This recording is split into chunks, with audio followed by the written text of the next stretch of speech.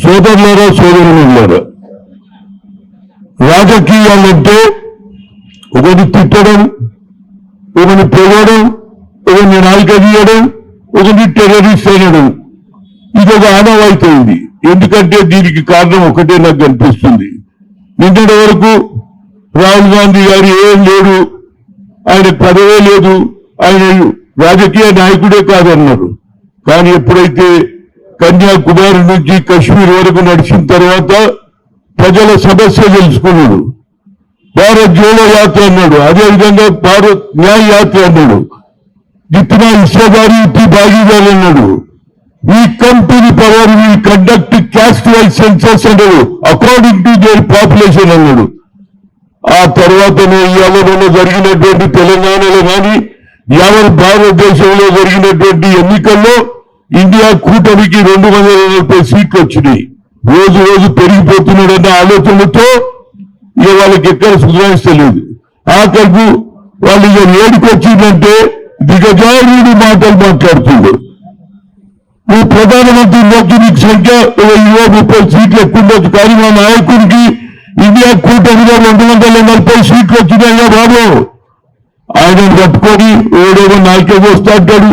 ఒక లేడీ కంగనా రౌత్ గారు, ఆయన పేరేది కంగనా రౌత్ గారు ఏమంటారంటే ఆయన ఒక చెత్త, ఈయనకు ఏది డ్రగ్స్ తీసుకుంటాడు, వెరిఫై చేయాలంటాడు. ఇంకో నాయకుడు అంటాడు ఇసుక జబాన్ కార్డు చెప్తాడు, तेरा बाप का जागीर है, किसका जबान कार्ड देखा సంజయ్ ఆయన గైక్వాడ్. అదేవిధంగా బిట్టు రాహుల్ గాంధీని టెర్రరిస్ట్ అంటాడు. అరే టెర్రరిస్టులతో ప్రాణం పోయింది ఆయనది, ఆయన టెర్రరిస్టా? రాజీవ్ గాంధీ ఓవో టెర్రరిస్టులతో ప్రాణాలు అర్పించింది, ఇందిరా గాంధీ అర్పించింది. నీకెక్కడేం పని లేదు. కానీ ఒకటి జరగబోతుంది ఫ్యూచర్ లో, ప్రతి కార్యకర్త కూడా ఫీల్ అవుతున్నాడు, ప్రతి పెద్దవాడు అని ఏమో కాంగ్రెస్ కల్చర్ ఏంటో పొడుచుకోవడం, నాయక తీసేయడం, ఇది ఎక్కడి చిల్లర రాజకీయాలంటున్నాడు. నేను ఇవాళ కోర్టుకొని వచ్చినా ఏది రాజ్యసభ అంబేద్కర్ స్టాచ్యూ గురించి పోతే ఒక ఆయన అడుగుతుంది, క్యా సాబ్ ये जबान काटने का क्या तरीका है साहब, मीडिया जमाना काटते గురితో సమజ్ఞ అంటే చెప్పుకోలేకపోతున్నాం. అంటే నా ఉద్దేశంలో వాళ్ళు డెస్పరేట్ అయ్యింది.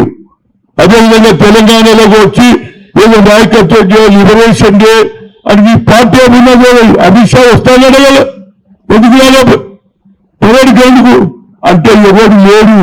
ఆ రోజులలో 1947 తర్వాత కొట్లాడింది కమ్యూనిస్టులు, కొట్లాడింది కాంగ్రెస్. జమలాపురం కేశవరావు గారు, రామానంద తీర్థ, పివి నరసింహరావు లాంటి వాళ్ళే కొట్లాడిను, వాళ్ళకు సాయం చేసిను. నాగ్పూర్లో క్యాంప్ పెట్టాడు, విజయవాడలో క్యాంప్ పెట్టాడు. మీ ఏడు లేరు. అమిత్ షా నీకేదైనా జరిగితే ఏది నీ వీడియోను ట్యాప్ చేసిందని ఢిల్లీ నుంచి పోలీసులు పంపిస్తావు. వీడు ఉన్నటువంటి గాంధీ భవన్లో ఉన్నటువంటి ఎవరైతే మీడియాలో ఉన్నారో వాళ్ళని అరెస్ట్ చేస్తాం. కనుక ఇక్కడ కూడా ఇప్పుడు మా నాగేందర్ అన్నాడు కేసులు మొదలు మన దగ్గరికి వెళ్ళి పెట్టాలి కేసులు. వీడికెళ్ళి షురు కావాలి. నేను మొన్న కథన రౌత్ గురించి ఇచ్చిన అంబర్పేట 7 వేసిన దొంగడాన్ని దానికే చేసే మీద కేసు, టెర్రరిస్ట్ మీద కేసు పెట్టింది. ప్రతిసారి ఏడాదికి 10 సార్లు వస్తే వాడు ఇంకోసారి ఇలాంటి మాటలు మాట్లాడు. డెస్పరేట్ అయింది. రాహుల్ గాంధీ రోజు రోజు పెరిగిపోతున్నాడు. దాన్ని చూసి ఓర్వలేక నరేంద్ర మోడీ हमको भी बोलना आता है, गाली देना हमारा संस्कार नहीं है. हम मुख्य प्रधानमंत्री का वैल्यू रखते, पर तुम्हारे पार्टी वाले अपोजिशन को कोई हिसाब नहीं रखे. आपका भी एक्शन लिया. कैसा बोलता बिटू टेररिस्ट, वो कैसा बोलता गायकवाड़, संजय गायकवाड़ और कंगना कैसा बोलती राहुल गांधी. वो शौक है क्या दक्ष लेने का? इस वजह से मैं बोल रहा हूं कहीं ना कहीं इसका रोक होना चाहिए. और मैं रेवंत रेड्डी से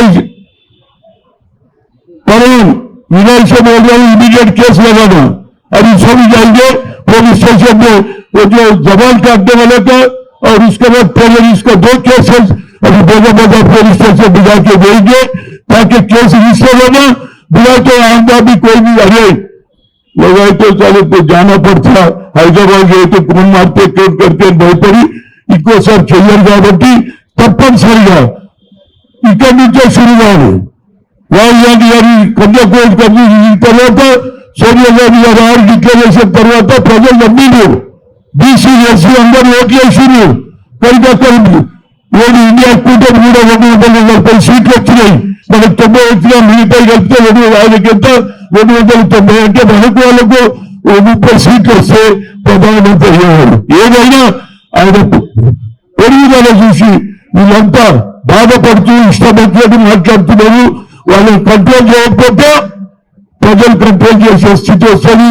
కేసులు పెట్టాల్సిందే, పిలిపించాల్సిందే, కోర్టులో ప్రొడ్యూస్ చేయలేదు. అమిత్ షా తప్పు ప్రచారం చేస్తే ఢిల్లీ నుంచి పోలీసు వాళ్ళని పంపించినా గాంధీ భవన్లో పత్రిక వాళ్ళని తీసుకొని లోపల వేసినా కనుక వాళ్ళ మీద కూడా కేసులు పెట్టాలో ఇక్కడి నుంచి సత్యం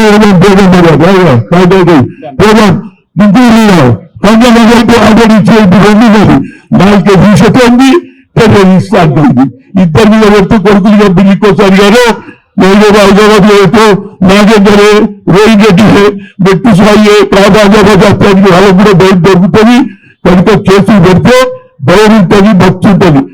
కానీ ఆఖరికి ఒక ఫీలింగ్ ఉంది. ఒకనాడు రాజకీయాలు వచ్చినప్పుడు ఒక కౌన్సిలర్ వస్తే, ఒక వార్డ్ ప్రెసిడెంట్ వస్తే లేచిగలదు. కల్చర్ మారిపోయిందే బాబు. అసహించుకుంటుంది రాజకీయ నాయకులు అంటే. ఆ స్థితిగతులకు దారి మళ్లించాలంటే నరేంద్ర మోడీ చెప్పాలి వాళ్ళ మనుషులు. If anybody has given such a statement against Rahul Gandhi as opposition leader, నువ్వు స్ట్రిక్ట్ చేయకపోతే నేను ఇక్కడ స్ట్రిక్ట్ చేస్తాను. అప్పుడల్లా బుద్ధి వస్తుంది. ఎంపీలో నాకు అవకాశం అనుకున్నారు. కట్టుకోలే మీరు కట్టుకోలు పోస్తారు పోసేది. ఈ కట్టుకోలు కూడా తయారైదు. ఓడంటాడు ఏది డ్రగ్స్ అంట. ఆయన డ్రగ్స్ అలవాటు ఉన్నాయమ్మా. ఏం మాటలే దిగజారి మాట్లాడుతున్నారు. ప్రజలు అసహించుకుంటున్నారు, తెలుసుకుంటలేదు. ఒక రోజు నేను చిన్న ఉన్నప్పుడు కౌన్సిలర్ గారు వస్తుంటే అందరం లేచినవాడేది. నమస్తే ఇప్పుడు ఇట్లనే తిట్లుంటే ఆడొస్తే మేము కూడా కాలు పోతాము ఇట్లా కూర్చు. కనుక ప్రజల్లో మార్పు వస్తుంది. తప్పనిసరిగా కేసు పెట్టాల్సిందే. ఇక ముందు ఎవరు మాట్లాడినా రాహుల్ గాంధీ వ్యతిరేకంగా కానీ సోనియా గాంధీ వ్యతిరేకంగా ఎవరు మాట్లాడినా మనం అన్ని జిల్లాల్లో అన్ని మండలాల్లో ధర్నాలు చేయాలి. అప్పుడే ప్రజలలో అభిమానం ఏర్పడుతుంది, భయం ఏర్పడుతుంది. ఇంకో నాయకులు ఎవరు కూడా ఇలాంటి భాష మాట్లాడారు కాబట్టి ఇవాళ కేసు రిజిస్టర్ చేయాలి, తప్పనిసరిగా పిలిపియాలి. సంజయ్ గైక్వాడ్ రావాలి, బిట్టు రావాలి, రౌత్ కూడా రావాలి. అప్పుడు హైదరాబాద్ గए నాగేందర్ ఎక్కతే ఓ కూడా పైలవారు భయపడతారు. తప్పనిసరిగా పనిచేయాలని కోరుతున్నాను. Thank you. అసలైన తొలి వెలుగు. ఫాలో వాట్సాప్ @తొలి వెలుగు official.